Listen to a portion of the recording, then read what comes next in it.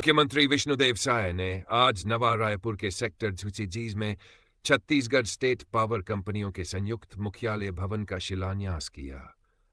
ये कार्यक्रम रजत जयंती वर्ष और गणेश चतुर्थी के अवसर पर आयोजित हुआ। मुख्यमंत्री ने पूजा अर्चना कर भवन के 3D मॉडल का अनावरण किया और कहा कि ये भवन अधिकारियों कर्मचारियों की कार्यकुशलता बढ़ाने, तीनों पावर कंपनियों के बीच बेहतर समन्वय स्थापित करने और उपभोक्ताओं को एक ही छत के नीचे सभी सेवाएं उपलब्ध कराने में सहायक होगा। इस अवसर पर उन्होंने एक पेड़ मां के नाम अभियान के तहत मौलाश्री का पौधरोपण भी किया। साय ने छत्तीसगढ़ की 25 वर्षीय ऊर्जा यात्रा का उल्लेख करते हुए कहा कि जब प्रदेश का गठन हुआ था 2000 में, तब बिजली उत्पादन क्षमता केवल 67 मेगावाट थी। आज यह क्षमता बढ़कर 23,000 मेगावाट हो चुकी है। उन्होंने कहा कि Chhattisgarh zero power cut state से अब मुफ्त बिजली उपलब्ध कराने की दिशा में अग्रसर है।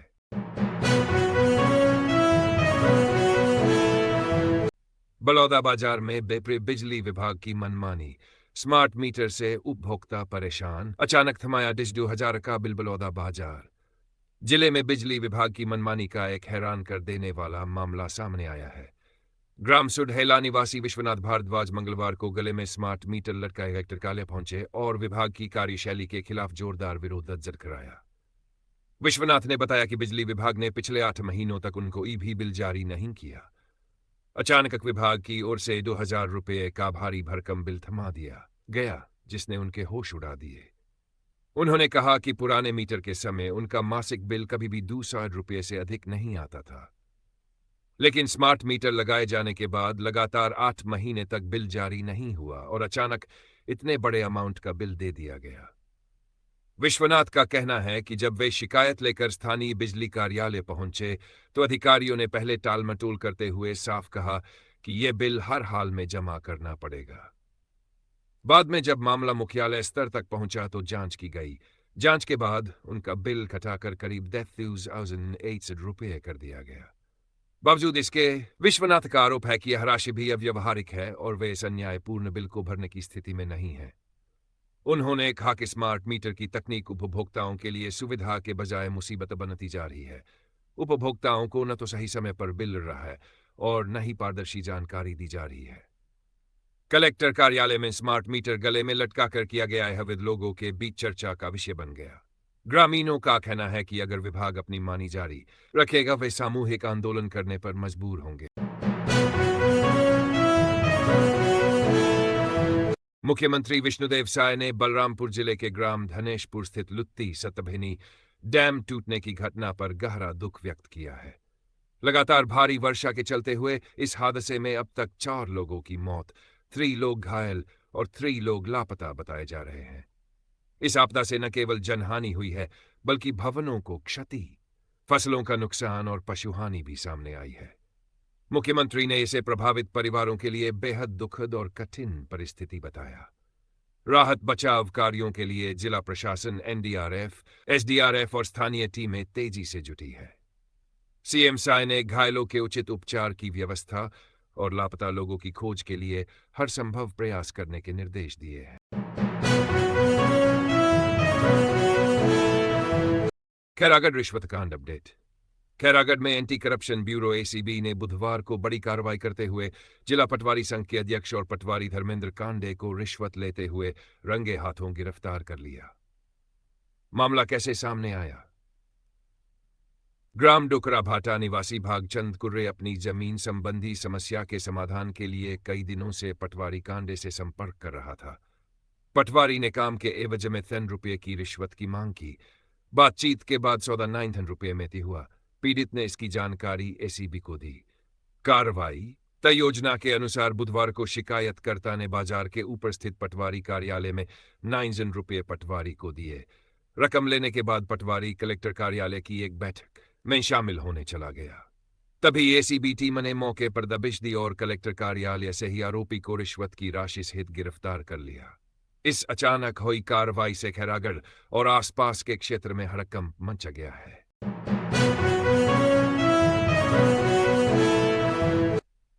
नई दिल्ली में सम्मान समारोह।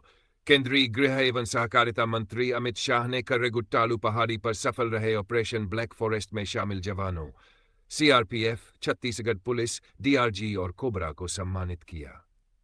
विशेष उपस्थिति। इस अवसर पर छत्तीसगढ़ के मुख्यमंत्री विष्णुदेव साय और उप मुख्यमंत्री विजय शर्मा भी मौजूद रहे। अमित शाह का संबोधन। ऑपरेशन ब्लैक फॉरेस्ट को अब तक का सबसे बड़ा नक्सल विरोधी अभियान बताया। वीर जवानों के साहस और शौर्य को नक्सल विरोधी अभियान के इतिहास का स्वर्णिम अध्याय कहा। सभी सुरक्षा बलों को बधाई दी और उनके पराक्रम की सराहना की। राजधानी रायपुर में कर्मा तिहार का भव्य आयोजन हुआ, जिसमें मुख्यमंत्री विष्णुदेव साय ने शिरकत की। उन्होंने आदिवासी समुदाय की इस परंपरागत धरोहर को नमन करते हुए कहा कि कर्मा तिहार केवल उत्सव नहीं, बल्कि सामाजिक एकजुटता, भाईचारे और प्रकृति संरक्षण का पर्व है। मुख्यमंत्री ने उपस्थित जनसमूह को संबोधित करते हुए कहा कि कर्मा नृत्य और उससे जुड़े अनुष्ठान समाज की आत्मा है, जो हमें हमारी जड़ों से जोड़ते हैं। उन्होंने कहा कि राज्य सरकार आदिवासी संस्कृति और परंपराओं को संरक्षित और प्रोत्साहित करने के लिए लगातार प्रयासरत है। कार्यक्रम में आदिवासी समाज के लोग पारंपरिक वेशभूषा में उमंग और उत्साह के साथ शामिल हुए और कर्मा नृत्य प्रस्तुत किया। डोल मांदर की थापर युवाओं और महिलाओं ने एक साथ नृत्य कर माहौल को जीवंत बना दिया।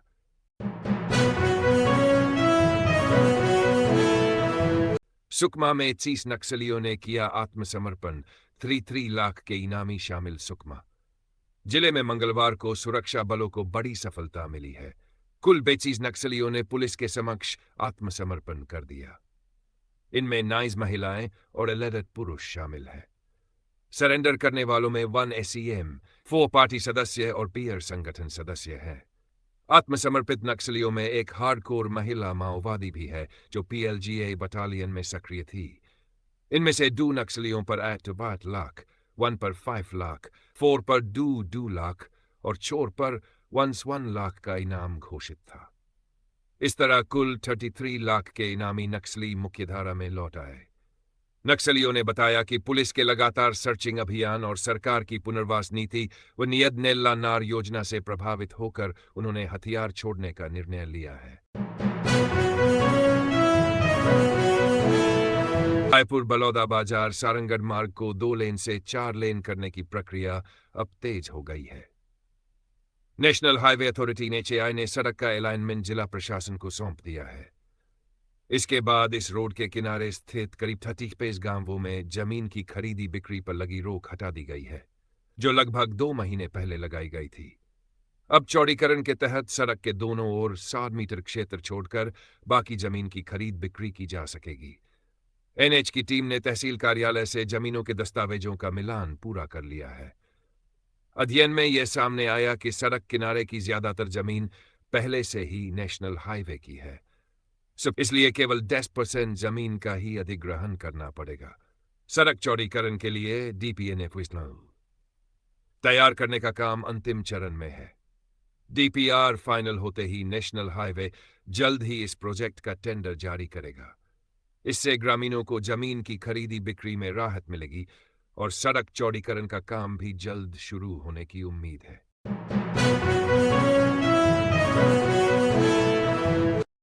रायपुर की इस बड़ी घटना का संक्षिप्त अपडेट इस प्रकार है। स्थान VIP चौक, रायपुर स्थित बेबीलोन टावर। घटना आधी रात को दोबारा भीषण आग लग गई। सूचना, पास के होटल कर्मचारी ने आग देखी और पुलिस को खबर दी। दमकल कार्रवाई, 8 फायर ब्रिगेड की गाड़ियां मौके पर पहुंची। चुनौतियां, तेज बारिश के बीच आग बुझाना मुश्किल रहा। आग 8वें माले पर लगी थी, जिससे दिक्कत और बढ़ गई। लोग फंसे। टावर की छत पर बने होटल समेत बिल्डिंग में लगभग 30 से 40 लोग फंसे थे, जिन्हें सुरक्षित निकाल लिया गया। लापरवाही, टावर का फायर फाइटिंग सिस्टम खराब था। दमकल विभाग ने इसे गंभीर लापरवाही बताया। प्रशासनिक प्रतिक्रिया, कलेक्टर ने पुष्टि की कि सभी लोगों को सुरक्षित बाहर निकाल लिया गया है। रायपुर के VIP रोड चौक स्थित बेबीलोन टावर में सोमवार रात भीषण आग लगी। मुख्य बिंदु इस प्रकार है। आग रात लगभग 9 बजे 4थे और 8वें माले से उठी। शुरुआती जांच में कारण लिफ्ट के पास बिजली की तारों में शॉर्ट सर्किट माना गया है। चिंगारियां लकड़ी के प्लाई में लगीं और आग तेजी से दुकानों तक फैल गई। शुरुआत में 2 दमकल गाड़ियां पहुंची, लेकिन हालात बिगड़ने पर 20 दमकल वाहन तैनात करने पड़े। दुकानों के शटर गैस कटर से काटकर दमकल कर्मी अंदर दाखिल हुए। रात 1 बजे तक आग काबू में आई, लेकिन थोड़ी देर बाद फिर भड़क उठी। अंततः सुबह 6 बजे तक आग पूरी तरह बुझाई जा सकी। राहत कार्य के दौरान पुलिसकर्मियों ने 48 लोगों की जान बचाई, जिनका बाद में सम्मान किया गया। ये बड़ी घटना रायपुर में सुरक्षा प्रबंधन और ऊंची इमारतों में फायर सेफ्टी को लेकर कई सवाल खड़े करती है।